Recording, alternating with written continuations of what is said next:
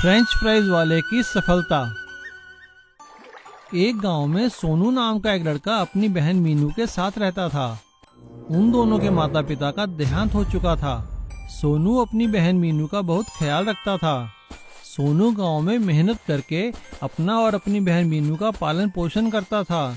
सोनू खुद नहीं पढ़ सका, लेकिन उसकी इच्छा थी कि उसकी बहन मीनू काफी अच्छी पढ़ाई करे और पढ़ लिख कर एक अच्छी डॉक्टर बने। मीनू भी पढ़ाई में काफी होशियार थी और वो स्कूल में हमेशा अव्वल आती थी।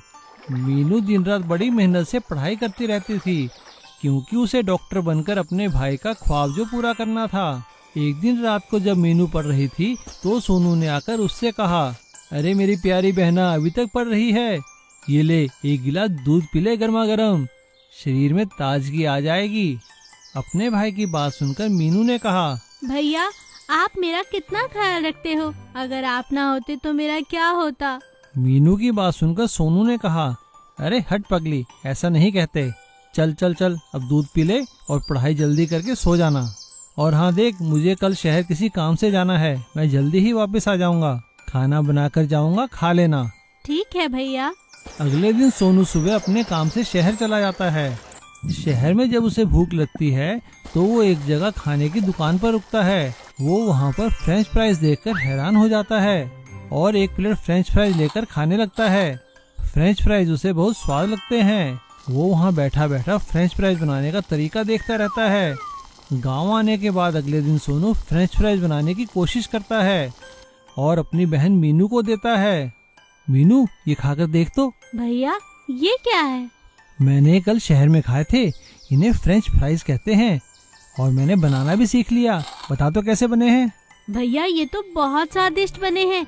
क्या ये कल मैं लंच बॉक्स में ले जाऊं अपनी सहेलियों के लिए? हाँ हाँ, ले जाना, मैं कल और बना दूंगा। स्कूल में मीनू की सहेलियों ने फ्रेंच फ्राइज खाकर मीनू से कहा, अरे मीनू ये तो बहुत अच्छे हैं, अपने भैया को बोलकर कल और लेकर आना हमारे लिए। मीनू घर आकर अपने भैया से अपनी सहेलियों की बात बताती है। सोनू अगले दिन भी फ्रेंच फ्राइज बनाकर मीनू को देता है। अब तो रोज ही सोनू से कोई ना कोई फ्रेंच फ्राइज बनाने की डिमांड करने लगता है। ये देखकर सोनू को एक आइडिया आता है। वो अगले दिन अपने घर के सामने फ्रेंच फ्राइज की दुकान खोल लेता है। गांव और आसपास कोई फ्रेंच फ्राइज की दुकान ना होने के कारण उसकी दुकान काफी चल निकलती है, क्योंकि वो काफी स्वादिष्ट फ्रेंच फ्राइज बनाता था। धीरे धीरे सोनू के फ्रेंच फ्राइज आसपास के गाँवों में भी मशहूर हो जाते हैं। अब सोनू का काम इतना चल निकला था कि वो गांव के मेन बाजार में एक दुकान ले लेता है और अपनी सहायता के लिए गांव के कुछ लड़कों को भी रख लेता है।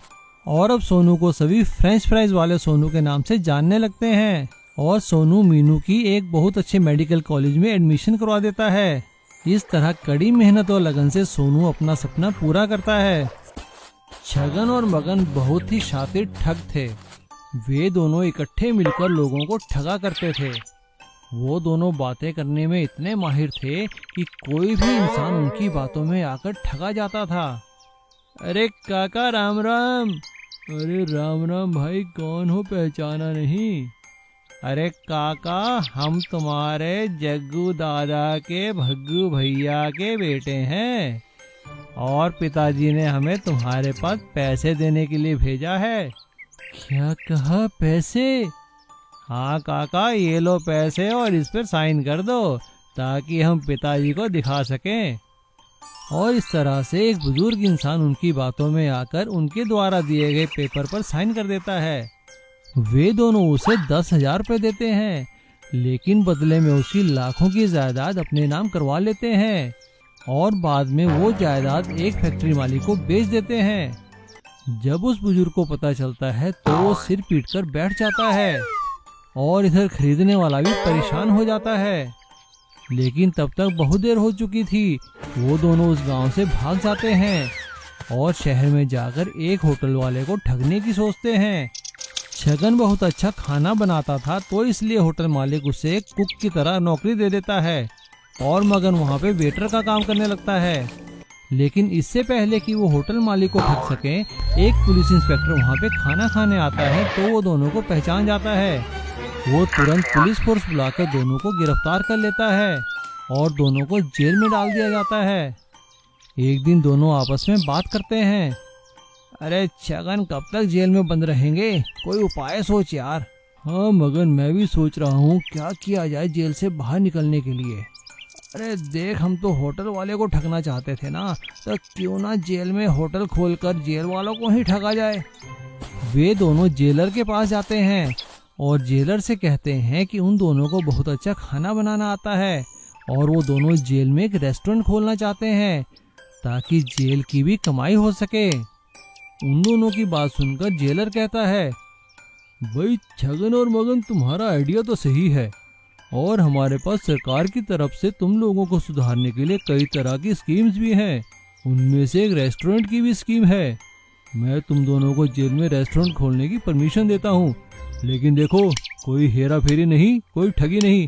अरे नहीं जेलर साहब, अब हमने ठगी छोड़ दी है। हम तो बस अब एक साधारण इंसान बन के जेल की सेवा करना चाहते हैं। जेलर सरकार के कैदी सुधार कार्यक्रम के अंतर्गत जेल में रेस्टोरेंट खोलने की परमिशन दे देता है। छगन और मगन बहुत स्वादिष्ट खाना बनाने लगते हैं। सभी उनके खाने की तारीफ करते हैं और जेल को बाहर से भी खाने की ऑर्डर मिलने लगते हैं। लेकिन एक दिन छगन और मगन अपनी स्कीम के अंतर्गत सामान लाने वाले व्यक्ति को पैसे देकर बाहर से नशे की दवा मंगा लेते हैं और जेल में दावत के बहाने खाने में वो दवा मिला देते हैं। लेकिन उसी दावत में शामिल होने जेलर का दोस्त इंस्पेक्टर विजय सिंह भी आता है, जिससे उन दोनों पर शक हो जाता है और वो खाना खाने का नाटक करता है और देखता है कि सभी के सभी बेहोश हो चुके थे। वो भी बेहोश होने का नाटक करता है और जैसे ही छगन और मगन जेल से भागने लगते हैं, तभी वो वायरलेस से पुलिस फोर्स बुलाकर उन्हें पकड़वा देता है और उन दोनों को अलग अलग जेलों में बंद कर दिया जाता है ताकि दोनों मिलकर किसी और को ना ठग सकें। विशाल गाय का घर। राघव और रमोना अपने खेतों में दिन रात खूब मेहनत किया करते थे। उन दोनों का खेत पूरे गांव में सबसे सुंदर और सबसे अच्छी फसल दिया करता था। राघव और रमोना हमेशा दूसरों की मदद करने में हमेशा आगे रहते थे, इसीलिए लोग उन्हें पसंद भी बहुत करते थे। एक दिन खुदाई के दौरान रमोना को एक जोर की आवाज सुनाई देती है। वो राघव से कहती है, अरे ये आवाज कैसी? जरा इधर आओ। दोनों मिलकर देखते हैं कि उनके खेत के नीचे एक बहुत बड़ा गाय के रूप का घर है। उस घर को देखकर दोनों हैरान रह जाते हैं। राघव रमोना से कहता है, अरे आज से पहले इस घर को यहाँ कभी नहीं देखा। जरूर ये किसी ने यहाँ दफनाया है रमोना। हमें तो कुछ करना होगा। मुझे तो लगता है लोग हमारी फसल से जलने लगे हैं। कोई जरूर ये जादू टोना किया है हमारे खेत पर। मुझे भी कुछ ऐसा ही लगता है। चलो, मुझे शक है कि ये सीताराम ने किया होगा। चलकर उसके खेतों में आज रात ये दबा देते हैं। सारा का सारा दूध का दूध और पानी का पानी हो जाएगा। हाँ, ये तुमने ठीक कहा। दोनों मिलकर रात के अंधेरे में जाते हैं और वही बड़ा सा घर सीताराम के खेतों में दबा देते हैं। ऐसा करने के बाद अगले दिन जब वो अपने खेत पर लौट कर आते हैं तो देखते हैं कि सीताराम का खेत एकदम उजड़ चुका है। हाय राम, ये क्या? सीताराम भाई का खेत तो देखो पूरा उजड़ चुका है। कहीं ये हमारी कल की गलती की वजह से तो नहीं? राघव रमोना से कहता है, इसी ने ये घर हमारे खेतों में किया था। ये मत भूलो, अगर हमने ऐसा ना किया होता तो ये हमारे साथ हो रहा होता। चलो काम पर चलते हैं। दोनों पति पत्नी फिर से काम पर लग जाते हैं। उधर सीताराम रो रो कर बुरा हाल कर लेता है। हाय राम, ये मेरे साथ क्या हो गया? किसने किया ये मेरे साथ? राघव और रमोना जब सीताराम को देखते हैं तो उसका दुख उनसे देखा नहीं जाता और वो सारी बात सीताराम को बता देते हैं। क्या बात कर रहे हो राघव? मैं भला ऐसा क्यों करूँगा? और ये काम तुमने क्यों किया? चलो मेरे साथ, चलो अभी मेरे खेत में और वो गाय का घर बाहर निकालो। जरूर इसके पीछे कोई और है। मैंने ऐसा कुछ नहीं किया। अब तीनों मिलकर फिर से सीताराम के खेतों से वो गाय का घर बाहर निकालते हैं। उसमें एक दरवाजा था। जब उसे खोलते हैं तो वहाँ पर एक जादुई गाय बैठी हुई थी जो जोर जोर से हंसने लगती है और कहती है, ये तो मैं आजाद होने के लिए यहाँ पर आई थी तुम्हारे खेतों में और तुम दोनों एक दूसरे पर ही शक करने लगे। अब मैं आजाद हूँ, मैं तो चली। जैसे ही वो गाय आजाद हो जाती है, जादुई घर अचानक से गायब हो जाता है। सीताराम राघव को देखता है और राघव सीताराम से माफी मांगता है। दोस्त, मुझे माफ कर दो, तुम पर शक किया मैंने। ना जाने ये जादुई गाय और ये घर कहाँ से आ गए थे। तुम तो जानते हो मैं किसी का बुरा नहीं करता, मगर आज मुझसे भी गलती हो ही गई।